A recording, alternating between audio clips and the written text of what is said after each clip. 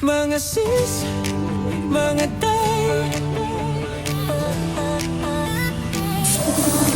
mga sis, mga tay, nandito si Baby Team Panday.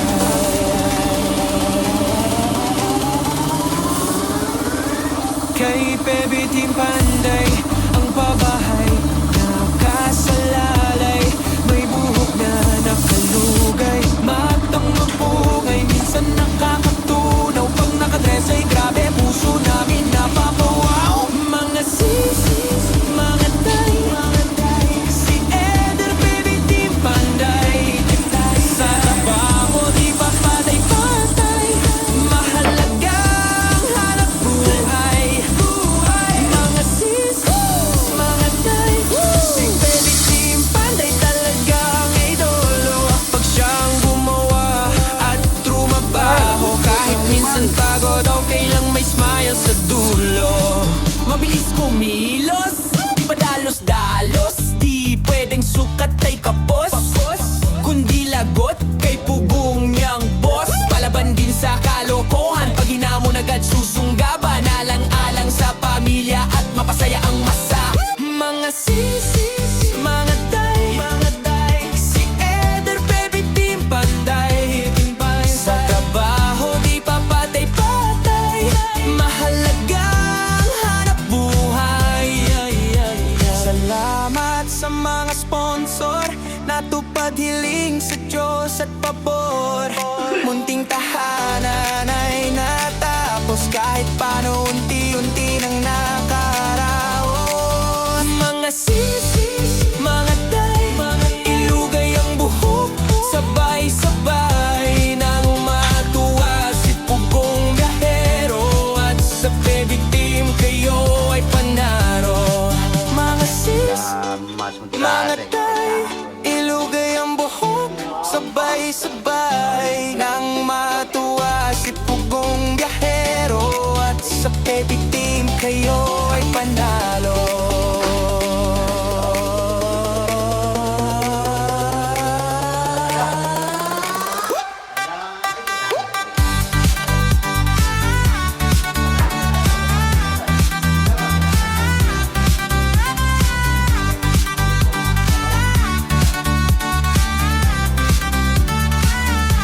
Baby Team Panday, Baby Team Panday,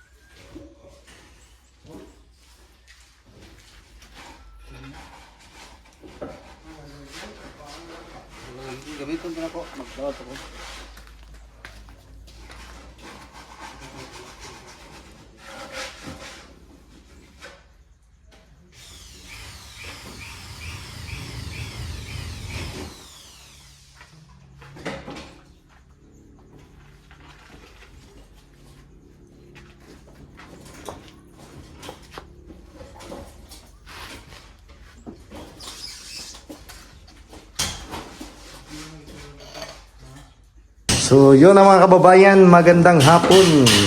So ito yung open cabinet. So may shield dito sa gitna ng TV. So na-premiera na para makita yung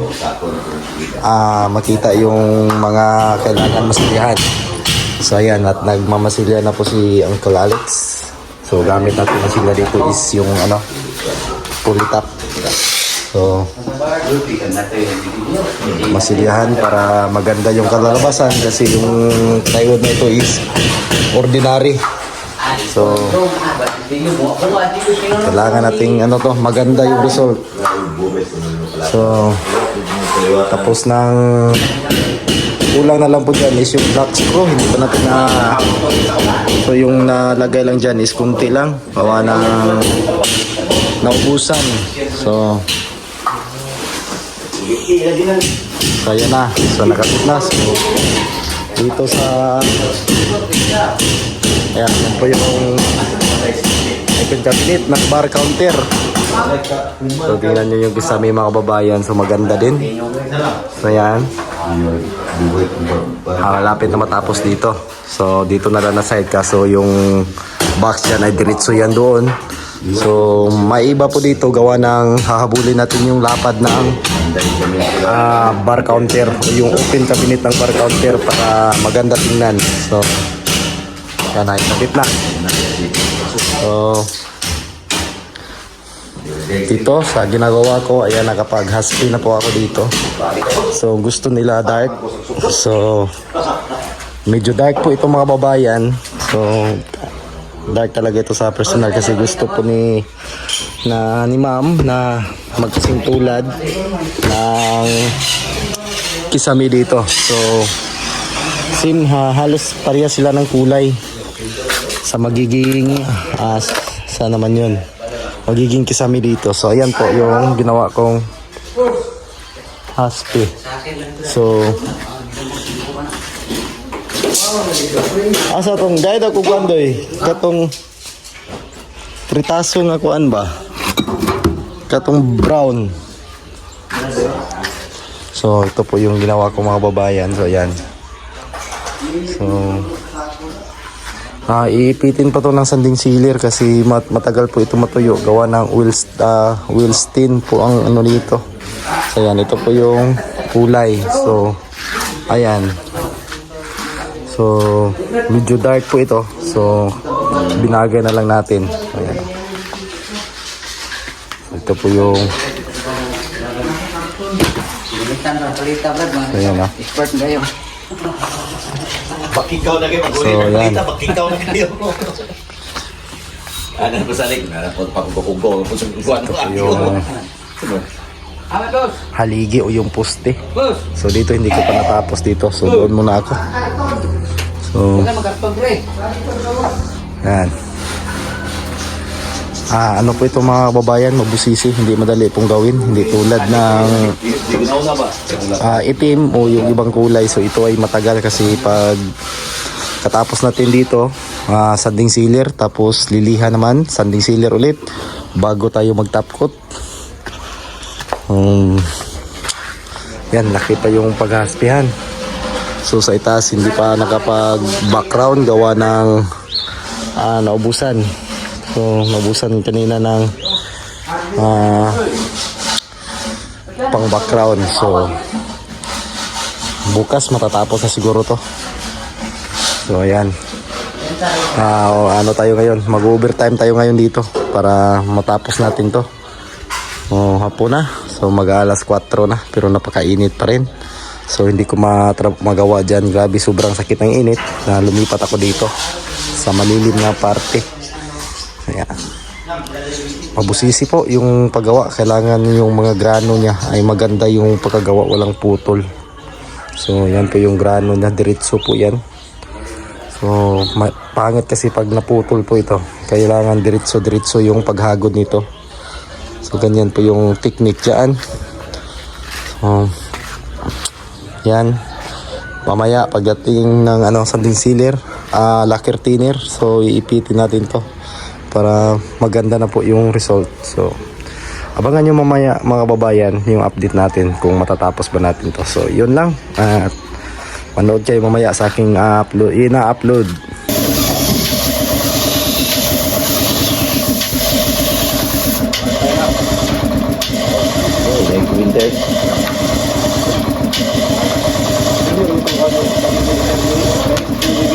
Sir, di ba na ito kuhan mo tabi?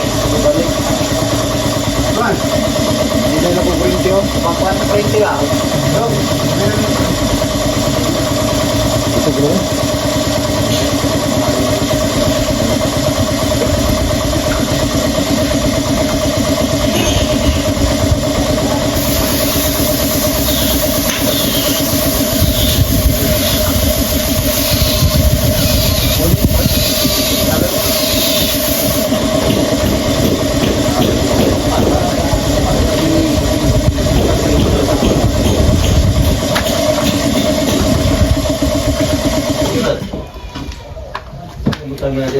Ano, wala ta sa inyo mag-green ha? Wala ta sa mag-green. Mag-green na siya. Mag-green na. Mag-green na siya. Pag-green. Go na. Ang saksak niya. 220 bro. 220. Dali siya.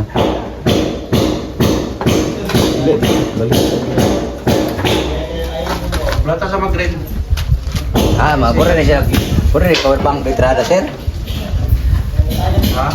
Power bank entrada.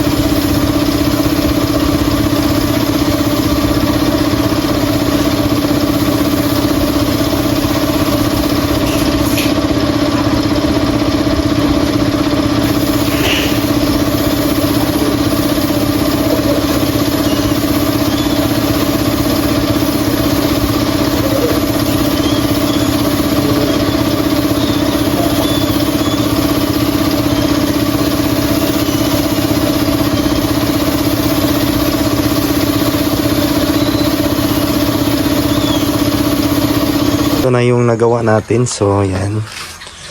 So hindi pa ito natapkutan. Sabay ko ng tapkutan po ito pag natapos ko ng nahaspitaran. Nahaspi lahat. So yan. So iba din po ang design nito at iba ang kulay. So, ayan. So, doon na lang ang hindi natapos. So, natapos ko na po itong nalagyan na sanding para hindi na masira pag nahawakan. So, ayan. Tuyo na po siya. Madali lang po matuyo. So, dito tayo sa loob. So, ayan. Hindi pa nakulayan pero maganda na. So, may mga fluted panel yan. Yan nakikita nyo na cement board. Ano po yan? WPC o yung fluted panel. So, at itong TV rack. So, may UV board na yan. So, hindi pa namin kinabit. Baka matamaan ng matutulis na bagay. So, masira. So, pahuli na lang po yun pag wala nang ginawa dito sa sala. So, ito, haspi pa rin po ito. Haspi pa rin natin tong plywood na ito. So, maganda ang kinalalabasan yan. So, kahit ordinary lang po yan. So, pag na pinturahan na yan or na varnish na yan, so, lilitaw ang ganda niyan. So, ngayon, hindi nyo pa makikita dahil naka-ano pa yan. Naka-masilya pa ito. So, itong nakikita nyo ay masilya po ito para magpantay. Kasi maraming ano po itong ordinary na plywood. So, may maraming umangat. So, kailangang masilyahan para pumantay, para pag nag-varnish na ay maganda. So, pwede naman nating ano yan, pero gusto natin yung gawa natin ay malinis po pagkatapos. So, pwede na yan sana, pero kaso hindi tayo ganyan. So, kailangan natin tong ayusin. So, matagal lang siya gawin, gawa ng inaayos talaga. So, ayan, kung natural lang na pintura to ay madali lang tong gawin. So, ayan, matagal yung preparasyon sa mga ganito. So, ito dito sa ginawa nila anding. So, ayan. So, kita nyo po na yan, nakalagay na din yung ano dyan, metal faring. So, ang gagawin na lang nila dyan bukas is yung drop ceiling niya o itong box. So, yan. Maganda yung box mga babayan. So kung nakikita nyo lang dito sa personal, so maganda talaga siya. Kasi yung ginagamit na external molding or G-clip, so white. So lumitaw yung kulay ng ating PVC na brown. So yan. So may mga ilaw na nakalagay. So yan. Ito nyo po may mga ilaw na. Ito ay lalagyan po ito ng ano nila, kahit ano ilalagay nila dito. Pwede mga liquor, so pwede din mga basta maraming pwedeng ilagay dyan. So yan isang buong ano po ito, isang buong plywood. So ang haba ng plywood ay yun na. So bali 244 cm or 8 feet. So yung haba niyang pag ganon. So pag malagyan na po ito dito ng WPC, lalong gumaganda. So lalong pangmayaman talaga ang dating ng bahay na ito mga babayan. So maganda talaga yung pag may pira ka, siguradong maganda yung bahay mo. Kasi may ano ka. Kung wala kang pera, so tiyaga-tiyaga mo lang muna sa mga joke lang po yun mga babayan. Yun talaga yung totoo na kung may pira ka ay mapapaganda mo talaga yung bahay mo. So yan dito, tingnan nyo lang po yung katapusan. Ito may ano pa ito dito, anong tawag doon, so pwedeng lagyan ng ilaw. So ito po yung ano nila dito. So ang laki ng ang laki ng open cabinet nila dito. Kasi kung ano yung laki ng tiles dito, so yun na po yung ginawa namin para walang mag-special dito.